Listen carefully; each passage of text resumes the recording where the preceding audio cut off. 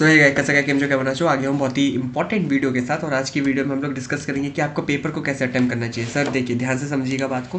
Paper attempt करना है तो मैं स्पेसिफिक मैथ को लेके चलूँगा, ठीक है। सबसे पहली चीज़, कोई भी सब्जेक्ट हो, मैथ हो या फिर ऑल हो, कोई भी और सब्जेक्ट्स हो, हर एक में पेपर अटेम्प्ट करने के लिए आपको प्रैक्टिस करनी होगी। किस चीज़ की प्रैक्टिस करनी होगी? पेपर को लिखने की प्रैक्टिस। अब जितने नंबर ऑफ पेपर्स को लिख सकते हैं, जितनी ज़्यादा मॉक टेस्ट पेपर दे सकते हैं, जितने ज़्यादा पेपर्स आप लोग खुद से राइट करेंगे सर, उतना ही आपको पता चलेगा कि आप कितने टाइम पे चीज़ों को कवर कर पा रहे हैं, कितना ज़्यादा आपको टाइम लग रहा है चीज़ों को करने में। पक्की बात है, क्वेश्चंस गलत होंगे, बहुत सारे क्वेश्चन समझ नहीं आएंगे, बहुत सारे क्वेश्चन नहीं होंगे, बट यार उस डर से हम लोग ये तो नहीं कि पेपर ना लिखें, है ना, पेपर तो लिखना पड़ेगा। तो इसीलिए सबसे, अगर आप मुझसे पूछोगे, मैं तो बोलूँगा यार पेपर लिखना बेस्ट चीज़ है, उसके वरना कोई भी टिप्स नहीं दे सकता। कोई भी बोलेगा कि पहले ये वाला सेक्शन कर लो, वो वाला सेक्शन कर लो, हलाना कर लो, फलाना कर लो, ढिमकाना कर लो। सर आप बेस्ट अपने आप को जानते हैं। और वो कैसे जानेंगे? जब आप नंबर ऑफ पेपर्स लिखेंगे। पहले पेपर में पता नहीं चलेगा, दूसरे में भी पता नहीं चलेगा, तीसरे में भी पता नहीं चलेगा, 4-5 पेपर दोगे ना, 5 पेपर तक, स्पेशली प्रैक्टिकल सब्जेक्ट जैसे मैथ और साइंस हो गया, तब जाके मैथ और साइंस, स्पेसिफिक मैथ साइंस की बोल रहा हूँ, उसमें 5-5 पेपर नहीं दोगे तो पता नहीं चलेगा सर की चीज़ें कैसे बनने वाली है। ऑनेस्टली स्पीकिंग नहीं पता चलेगा। तो इसलिए आपको 5-5 पेपर एटलीस्ट देना होगा, वरना चीज़ें नहीं बनेगी, चीज़ें नहीं जमेगी सर। समझ रहे हैं बात को? Okay sir, now what the next thing sir? बात समझिए। ओके, और नेक्स्ट चीज़ क्या? नेक्स्ट चीज़ ये है सर कि आपको ध्यान रखना होगा। क्या चीज़ का सर ध्यान रखना होगा? आपको ध्यान रखना होगा कि जो भी आप करने जा रहे हैं, अगर आप मुझसे पूछेंगे स्पेसिफिकली, अगर मैं मैथ की बात करूँ, मैथ में आपके सबसे पहले 1 मार्क का क्वेश्चन आएंगे, है ना, 1 मार्क्स का क्वेश्चन होंगे, उसके बाद आपके 2 मार्क्स के क्वेश्चन होंगे, है ना।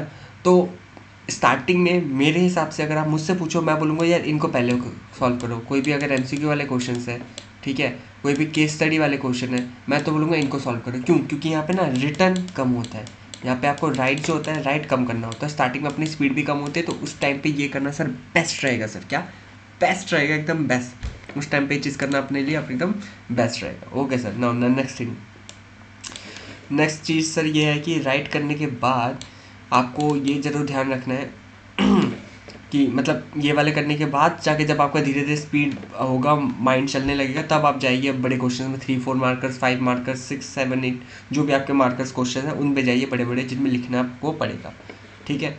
तो उस हिसाब से आप लोग अपना, मतलब मुझसे पूछो तो मैं ज़्यादा प्रेफर यही करता हूँ कि बहुत लोग होते हैं पीछे से पेपर्स को शुरू करते हैं, सबसे पहले लॉन्ग वाले करना पसंद करते हैं, लेकिन मैं तो स्ट्रिक्टली बोलूँगा लॉन्ग वाले पहले करने में क्या है, उसमें बहुत सारे लंबे लंबे प्रोसेस होते हैं, एक एक क्वेश्चन में घंटों घंटों टाइम लग सकता है। घंटों तो नहीं, पर हाँ अच्छा खासा 10-15-20 मिनट वो लेके जा सकता है। और आप जब देखोगे ना, नंबर ऑफ क्वेश्चन आपके कम हुए हैं 3 घंटे में, सपोज करो स्टार्टिंग के 5 क्वेश्चन आपका 1 से 1.25 घंटा लेने वाले हैं, और जब आप स्टार्टिंग सारे क्वेश्चंस करके इनमें आओगे तो आपको लगेगा सारे तो हो गए, सिर्फ आखिरी के 5 बचे हैं। लेकिन आप जब ये 5 करके बाकियों में जाओगे ना, सेम चीज़ होगा, लेकिन आपके माइंड में प्रेशर बनेगा, यार सिर्फ 5 ही क्वेश्चन हुए हैं, 1 घंटा चला गया, मुझे तो अभी इतने सारे क्वेश्चन करने हैं, ऐसा वाला आपका प्रेशर बनेगा। इसलिए मैं बोलूँगा छोटी छोटी चीज़ों को पहले कवर कीजिए, उसके बाद बड़े में जाइए। बाकी आप जब प्रैक्टिस करेंगे पेपर्स को, उसमें सारी हिट एंड ट्रायल लगाना, उसमें देखना आप लोग कि आपको कैसे चीज़ों को करना है, कैसे आपको क्या क्या चीज़ें करनी है, ठीक है सर। तो आप लोग उसमें हिट एंड ट्रायल, मैं यार जितना भी बोलता हूँ, मेरे हिसाब से तो बस इतना सा है कि छोटे वाले पहले करो, बड़े वाले बाद में करो, जैसे पेपर दिया गया ना वैसे करो मेरे हिसाब से तो। बट आप लोग अपना हिट एंड ट्रायल लगाओ, अलग अलग पेपर सॉल्व करो, तब आपको पता चलेगा यार क्या चीज़ आपके लिए बेस्ट सूटेड है, क्या चीज़ आपके लिए सबसे बेस्ट रहेगा, ठीक है। बात समझ आई सर? हाँ सर।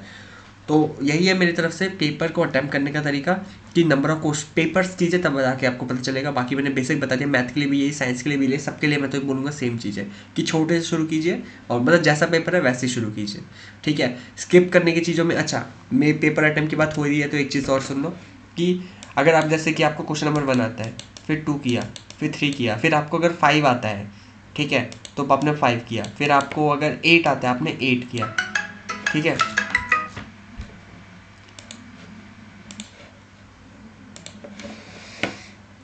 उसके बाद आप लोग 8 के बाद सपोज करो 10 किया, अब आप फिर पीछे ऐसे मत करना कि पीछे आप, फिर आपको 6 का आंसर पता चल के आप 6 में चले गए, फिर आप वापस 10 के बाद 11 पे गए, फिर आपको फिर 7 का भी पता चल गया, आप फिर वापस 7, ऐसे मत करना। अगर जा रहे हो तो एक फ्लो में जाना, ठीक है।